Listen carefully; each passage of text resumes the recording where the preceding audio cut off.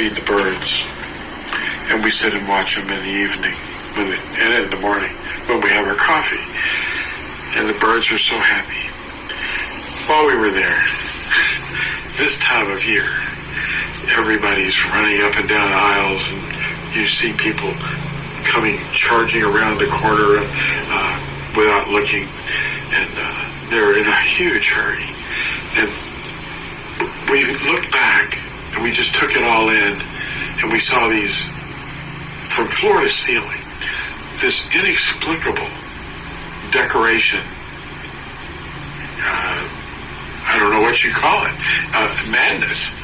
And everything was red and green and leafy, and it's, little Santa Clauses blown up things reaching the ceiling, and just stuff that you couldn't explain it if you had to.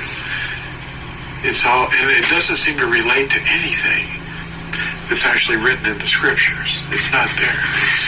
It's all made up. Anyway, like I was reviewing this book with you in a recent video, it's called Strong Delusion. Christianity's institutionalized witchcraft. Witchcraft is rebellion. Rebellion against obedience of the scriptures. Instead of walking that way, the pastors just go, hey, go on. Don't obey that. That's for them. That's not for you. Stay away from that. It's just madness. And we were just talking about all the, people and the nonsense that they're buying. And then they're going to just wind up throwing most of it away and storing it and then pulling it back out, putting it back up. It's slavery is what it is. And it's all pointless because it has nothing to do, it's not connected to reality. See, that's the difference. This is delusion, and reality is what's written in the scriptures. That's truth. It's always going to be true. And what I'd like to do is just read one page. It's right in the middle of the book. It's on page 63. And I put it up here so I can see it. Let me find it. Okay, this is Strong Delusion, page 63. And it's under the subheading, Morphing into Weirdness. A Christian pastor wrote, For me, every day is like Sabbath. Sunday can mean different things to different people, unquote. Well, the witchcraft has destabilized the meaning of words. If you ask the same pastor, or most Christians, what day of the week is the Sabbath, they'll say it's Sunday. If you refer to what used to be the Sabbath day, the real one, the seventh day of each week, they'll respond with some statement about Judaizing. Okay, I want to pause there for a moment.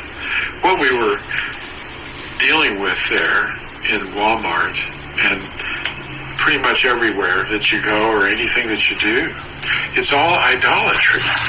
And there's a little 4-page tract that you can download for free. It's called Idolatry. And what it is, the subheading, is mankind's most prominent activity. It's idolatry. And this article is going to open a lot of people's minds, awaken them.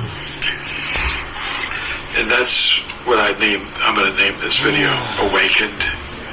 Because when you're awake and you actually look at what you're doing and question it, and you stop and think and you go, this is delusional.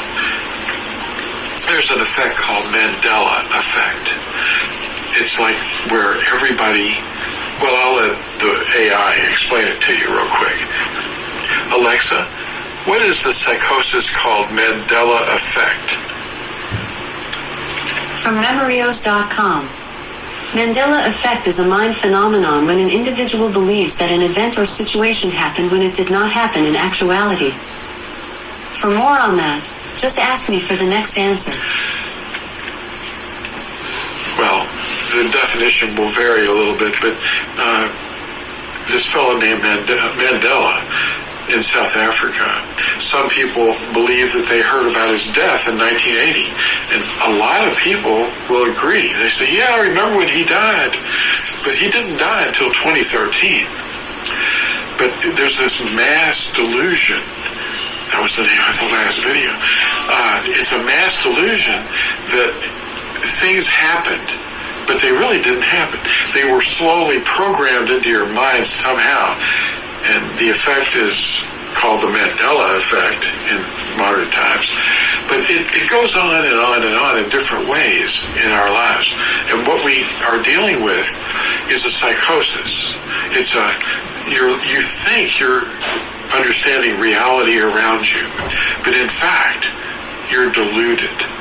You have no idea what's going on because slowly over your whole lifetime, you have been programmed. And it's frightening. Like when the Magi appeared, they didn't come on the night that Yahushua was born. They came 2 years later when he was living in a house, and they bowed to his feet. And they went to Herod first and said, "Where's the king?" "I'm the king." No, we mean the new king. So Herod's freaking out, and he goes, "Huh?" And then he goes to his advisors and the chief priests, and he says, "Where's the Messiah supposed to be born?" And they said, according to Micah, the prophet Micah, "He's supposed to be born in Bethlehem." And he goes, "Oh."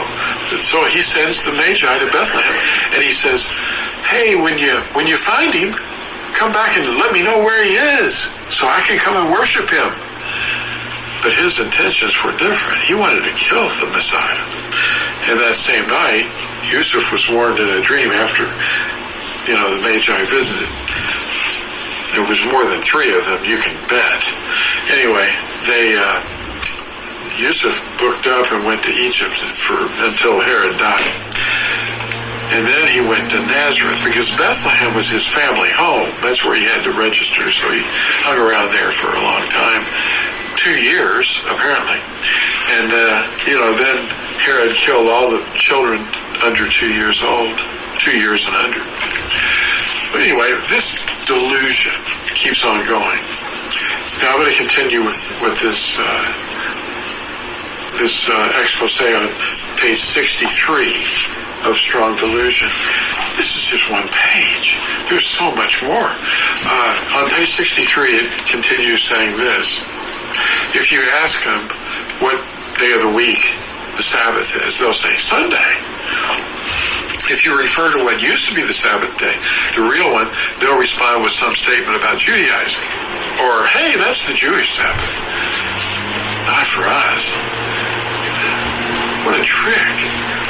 Over 30 years ago, actually more than that now, 35, I approached my Christian pastor to ask him about the weekly Sabbath because I wanted to talk to him. I talked to him for a half an hour or so, and I just said, "Hey, we're not doing anything in this book at all. You told us to read this book. I'm reading the book, and we're not doing any of this." So I wanted to ask some questions. Now, I respected the man a lot, and I wanted to honestly find out. Well, he told me to pick one day out of 7, my choice, to rest. I then asked him if it would be all right with him if I picked the 7th day, as it is written. Amen. He told me that I would be Judaizing if I did, referencing the Council of Laodicea. That's around the year 370. It was like the second big circus council. The first one was Nicaea. Hey, anyway, truth is truth for all time, past, present, and future, and it doesn't change. Yahuwah says he doesn't change. And if we change the words that he's directed the prophets to write, he says we're feeding on wormwood. That's according to Scripture. People seem to think, process with their minds, that Yahuwah sees things as they do. since in their minds, it's a way that seems right to them. Can't get all bugs. That way